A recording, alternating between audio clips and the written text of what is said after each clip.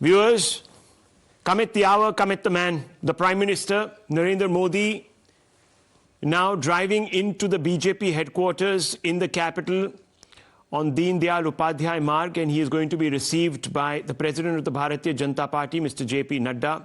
Already, rose petals being showered upon the Prime Minister.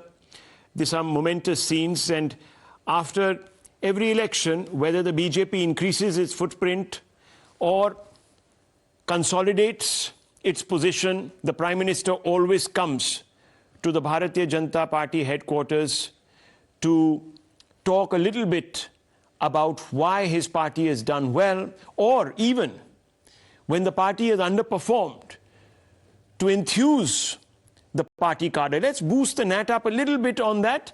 But these pictures, not out of character, viewers, pretty much after every election, it tells you, and Jay is with us. Jay, of course, you've been tracking so many of the Prime Minister's campaigns, so many of his victories since the Gujarat days. I just want to ask you, this is a very, very unique tradition, unique to the Prime Minister, because he believes that he is only a sum of the parts, really, of the Bharatiya Janta Party, isn't it? And this is an old tradition of his. He takes every election extremely seriously, doesn't he? No, it is vintage Modi. And you know, Rahul, I am reminded of the 2017 Gujarat Assembly election, very hard-fought election. The BJP got 99. The same hour of the day, about 7 in the evening, the same location, the Bharatiya Janta Party national headquarters, and the Prime Minister thanking the party almost teary-eyed. Tears in his eyes. He says this was a tough election. It was a fought for victory.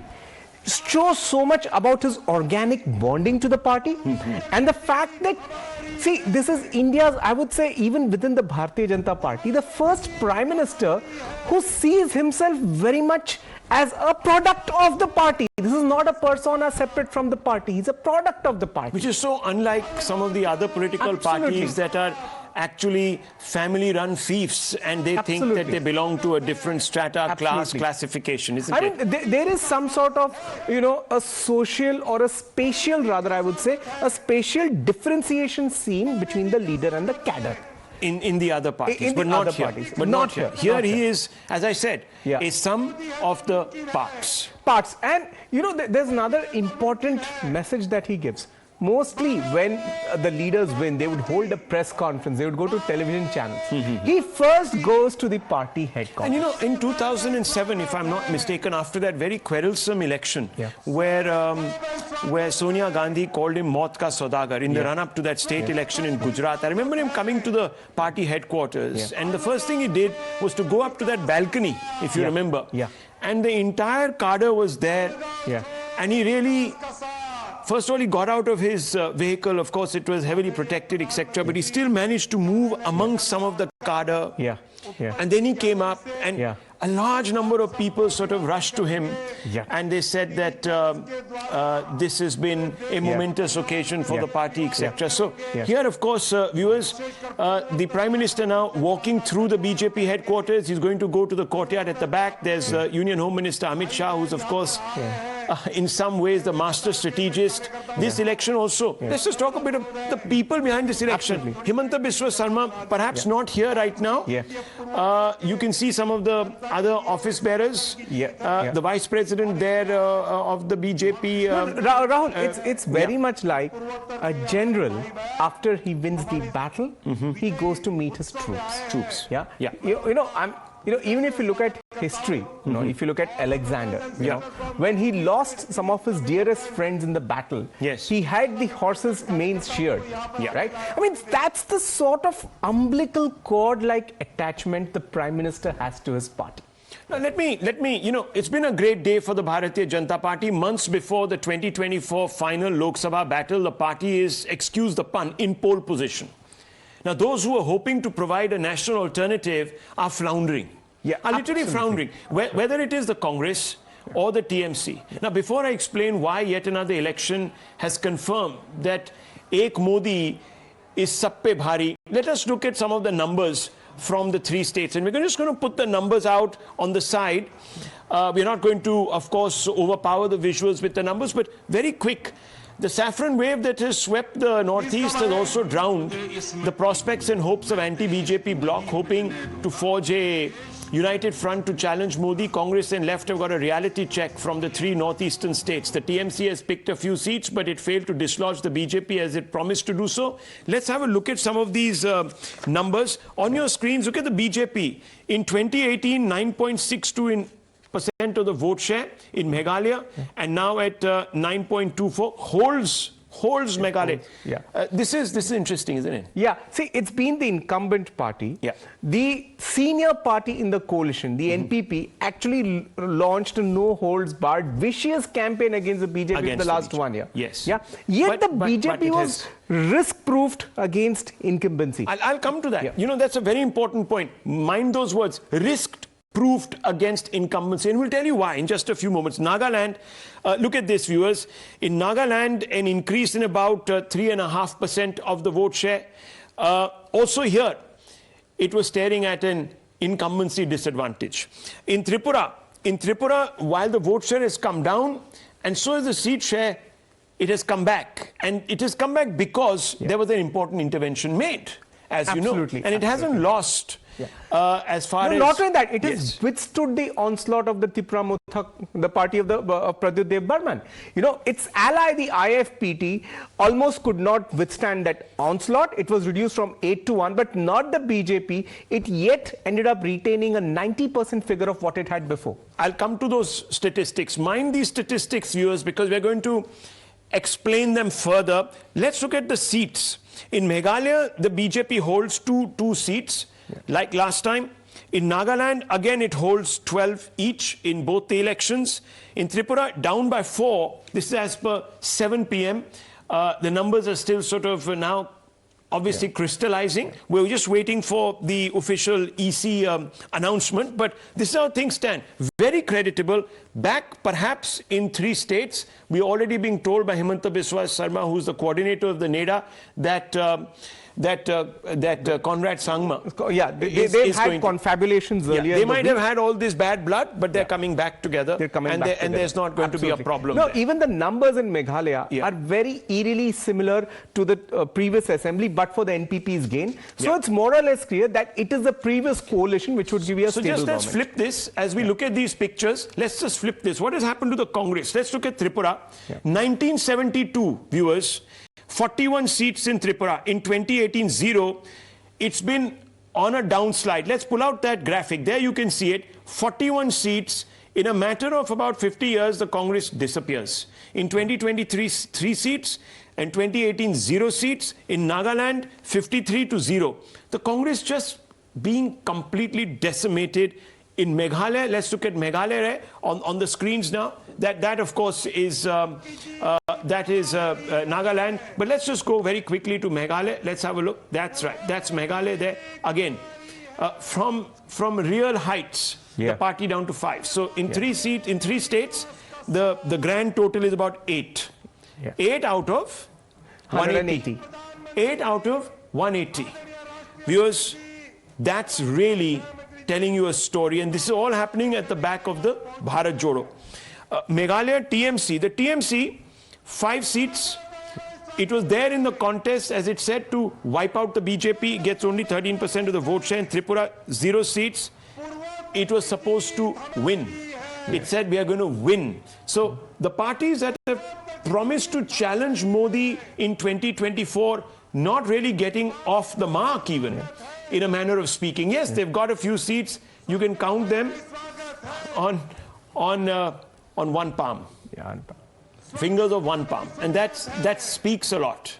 Now let us very quickly look at the larger picture as we look at these pictures of the Prime Minister entering the BJP headquarters and that area which will be the podium on which he will stand, and he will then bow before the gathered cadre. And there he takes that bow, he goes and walks up to the balcony. There he is. Let's just boost the audio and let's go full frame on this for just a few moments. There he is, the cadre there going completely crazy. The Prime Minister soaking it in. They are amongst the leader they love. In fact, today, Giorgia Meloni, who is here on a bilateral visit, she's the Prime Minister of Italy. She came out and said that the Prime Minister is the most loved figure globally.